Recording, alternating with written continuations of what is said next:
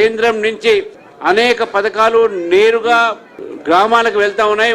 దాంట్లో ముఖ్యంగా ప్రధానమంత్రి సడక్ యోజన, అదేవిధంగా 5 కిలోల బియ్యం పథకము, ప్రధానమంత్రి కిసాన్ సమ్మాన్ యోజన, ఇటువంటి అనేకమైన పథకాలు ఈరోజు కేంద్రం నుంచి గ్రామీణ ప్రజలకు వెళ్తా ఉన్నాయి.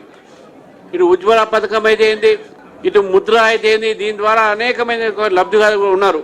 కాబట్టి రేపు రాబోయే రోజుల్లో కూడా గ్రామీణ అభివృద్ధి కోసము భారతీయ జనతా పార్టీ కట్టుబడి ఉంది. గ్రామాలు రామరాజ్యం రావాలన్నా, గ్రామ స్వరాజ్యం ఉండాలన్నా గాంధీ గారి కలలు.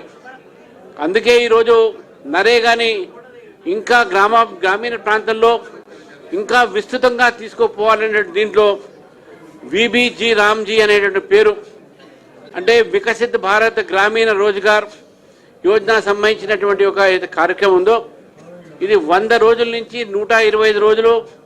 అదేవిధంగా నిధులు కూడా పెంచి రాష్ట్రాలను కూడా దాంట్లో భాగస్వామ్యం చేసి ఎక్కువ మంది లబ్ధి పడేటట్టు, ఎక్కువ ఒక గ్రామీణ ప్రాంతాల్లో ఈ యొక్క నిరుద్యోగ సమస్యని తీర్చడానికి ప్రయత్నంలో ఈ యొక్క నరేగాని మనం మార్చడం జరిగింది, విబిజీ రామ్జీ.